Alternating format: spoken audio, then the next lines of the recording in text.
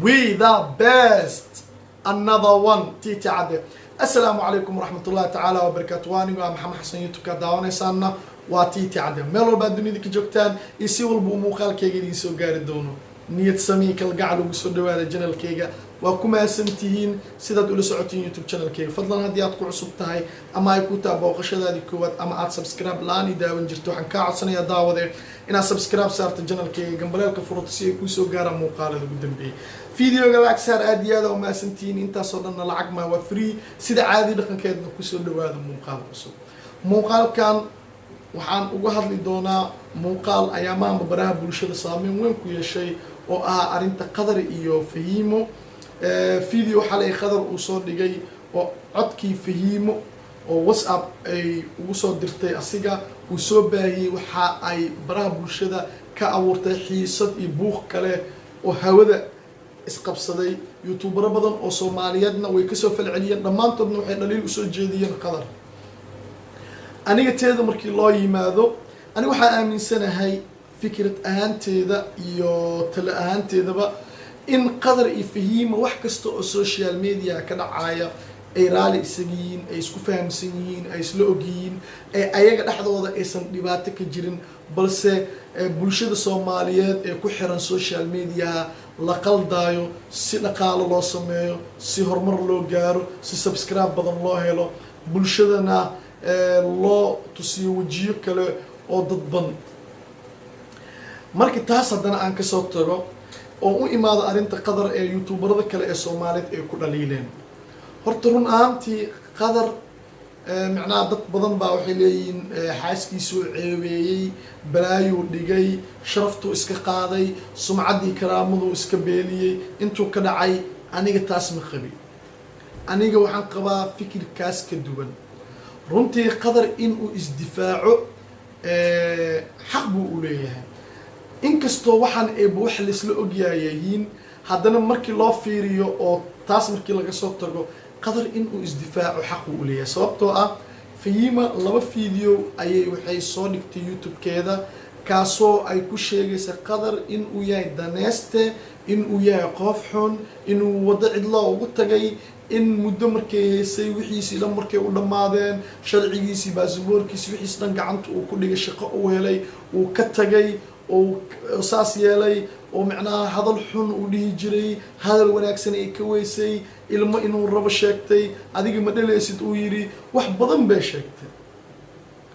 intaasna dadka calooshoodii ayay gidisay runtii xaqiiqda markii loo hadlo aniga xitaa fiidiyooga hore caloosheedu way gidisay dareen baa galay balse nin feejigan maadaama ahay oo aan bartayna sida dadka loo baaro ama loo ogaado qofka wuxuu yahay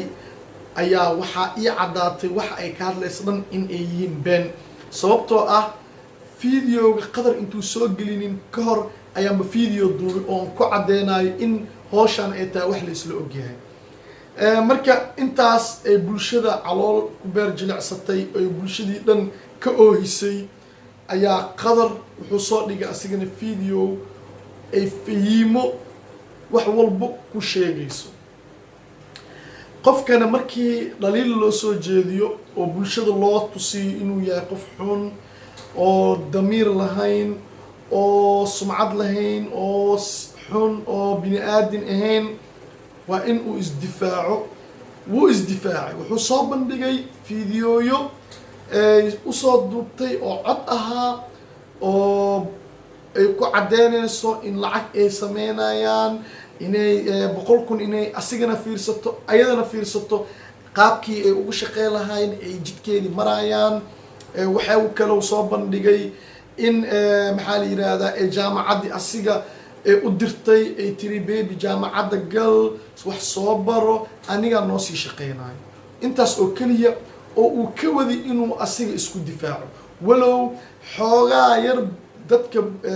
tashwiishka geliyay oo ceebta hadda la bumbuuninayo aan isleeyahay dadka xoogaa way suugeenayaan waxaa ku jirtay meesha in biyo looga hadlayo marka biyahaasna anigu sidaan u fasirtay waxa waaye wax qur-aanka ba lagu mamnuucay ina alqamra walmaysara ya marka aniga taasaan ufasira marka bulshada waxaan isleeyahay ceebta ay sheegayaan aniga inay taas tahay taas markii haddana laga soo tago qadar wuxuu ku iftiimiyey inay dadkan ku heshiisan yihiin in waxaan dhacaya dhan ay baraali isaga yihiin naagtan inay lacag doon tahay inay fuse doon tahay ayuu kusoo bandhigay marka ma fahiimuu ceebeeyey mise adigiyo lagu siraayey ayuu wuxuu ku ogeysiiyey waxaadan ogeyn oo qalad aad ku gali lahayd oo qadarna aad ku dhibaatee lahayd fahiimana aad ku taageeri lahayd ayuu banaanka soo dhigay sababtoo ah waxay caddeynaysa sawir keligiisa inuusan wax tarayn oo cod soo saar si lacag ay u helaan waxay sheegaysa in ay rabto in fuskiisa uu 100,000 gaaro video kastoo soo geliyo waxay kaloo sheegtay ayaduna in markay afka furato 100,000 ay daawan doonto waxay kaloo sheegtay in jaamacadda uu aado uu galo wax barto ayadana ay sii shaqeyn doonto intaas miyaysan caddeyn kugu filneen mise qadar waxaa ugula dagaalsan tahay maxaa beenta noogu kashiftay annaga beenaan jecelnahay reer beenku nooloo wanaaye maxaa daaha nooga qaada hanoo dugdugnaato aan la emotion gareyno aan la calaacalno aan macnaha la oyno oo qiiro jabaanka aan la wadno aan beenta iska dhaadhicino aan commenty ku dhiirigelino ayadana views aan naga sameys ma intaasaad macnaha ninkaas kula dagaalsantihiin maxaad u hadashay ah oo codkaas usoo bandhigtay ninkaas wax ma halaynin ninkaas ma soo dhigin naagtiisa oo qaaban asigoo oo la raaxaysanayo muuse soo dhigin naagtiisa oo qaaban muuse soo dhigin wuxuu soo dhigay cod sir ah oo bulshada ka qarsoonaa bulshadana lagu siri rabay sababtoo ah bulshada ayay khiyaanaysay sababto waxay ku hadlaysa waa ujeedeen idinkana waxay idiin sheegtay qadar inuu yahay qof xun oo jid cidlaa uga tagay afkeedna waxay ka caddeynaysay in qadar jaamacad gal ay dhahayso anigaa noo sii shaqeynayo ilaah baa idinku dhaariye miyaanan dadka loo cadaalad falaynin qadar waa wiil fahiimadan waa gabar iyo wiil inay isqabsadaan horta mar walba waa mamnuuc laakiin dadkan waxbaa isugu xiran dadkan waa laba qof oo isqabo oo nin iyo naagtiis ah haddana wax kasta oo ka dhex dhacaya aysan wax serious waa jiliin waa mitilaad ayaga sumcad ku raadsanayaan iyo wax badsi marka adiga haddii aad marka dad soo shaqo tegay aad dembi madaxood u gasho soo dhibaato ma ahan ilaan dadkan way soo shaqo tageen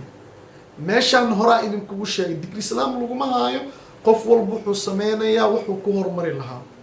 laakiin qadar wuxuu soo dhigay waa cod fasiixa oo nadiif ah wax kasta oo fahiimo ay damacsaneed ayuu ku baray uu ku tusiyey qiiro jabaan ay kuu sameynaysay ma ii hambeenin ma ii yeelin ay ku dhahaysay laakiin qadar wuxuu ku tusiyey inay dhahayso jaamacadda ii gal wax baro anigaa noo sii shaqeynayo yaa laga shaqeynaa marka adigaa been lagu sheegayaa 100,000 views aa sameynee xoogaas ay ka samaysa dhaqaala ay kusii noolaanee okay dadka daawada aniga ma diidan qof kastoo Soomaaliyeed viewski hala siiyo hala caawiyo subscribe-ka hala saaro laakiin dadka beenta noocaas sameynaya yaan lagu taageerin fahiimo meel lagu taageero meesha ma yaalan iyo wax lagu taageero qadarna sidoo kale waa labo ku heshiisay inay annagana siraan adiga ku siraan dadka daawanaya ee ku xiranna ay dembi geliyaan waliba meeqaa qadar caysay meeqaa ku dambaawday qadar intaasoo dhan yaa u keenay ayadaa u keentay mana ka jirto laabta waa wax heshiis ah contract ah youtuberada ka hadleen barnaamijkaas oo qadar dhaliilayna waa kuwa barnaamijka noocaas mar walba ayagaba sameeyo waayo oo beenta idin soo dhoodhooba marka waxaa la yidhi hal booliin hirka xalaala ma dhashee waxaa dhan youtuberada dhan oo Soomaaliyeed aaba markii hore qaabkay u shaqeeyaan ee tahay wax xaaraan ah oo lacagta xataa ay ka sameeyaan la shaki gelin karo sababtoo ah waa wax la soo dhoodhoobo wax been lagu keeno wax lagu soo heshiiyo laba qof inay isdagaasho heshiisa lagu soo noqdaa isoo caay waa ku soo jawaabaa only waa sidaas aniga marka waxaan ku cadeynaa mar walba daawaday youtuber mar walba yuu ku dambaajinin. aniga muhiimadeeda koowaad waxay tahay inaan adiga kaa badbaadiyo dembi iyo inaad ku naar gasho qof danihiisa u socdo inaad difaacdo oo been ku difaacdo dembi ku gasho oo qof kaloo walaalkaanu ku xadgudubto aniga waxaan kaa ilaalinaa waa intaas. ifahan hadalkeygana dhuxuso.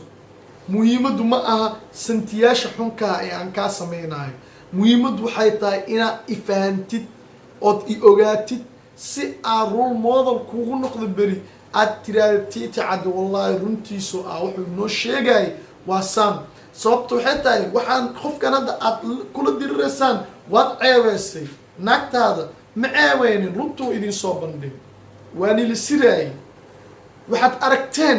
waad maqasheen miyaadan ku qanaceynin in subscribe la raadinayo lacag la raadinayo views la raadinayo ninkana jaamacad loo dirsaday. haddii qofkii intaas idin soo bandhigay abaalkiisa soo ma aan asxanto naagtaana waa ku baranay waxaad tahayna ogaanay inaad dhahdaanay ahayd laakiin ma aan ninka inaad buusataan oo cirsataan oo aad tirahdaan subscribe-ka hagala laabto hala yeelo. maxaa subscribe lagala laabanaa? dadkan waaba heshiis oo dadkan inay ku siraan way kusoo tashteen way kusoo heshiiyeen. ninka naagta gurigii ula joogi markii hore uu soo noqday 5 bilood la kala maqnaana barankiyo way kugu oorisay mar kale maxaa dembi ugu galay marka wax faham. وكما سنتين داوشة الفيديو كان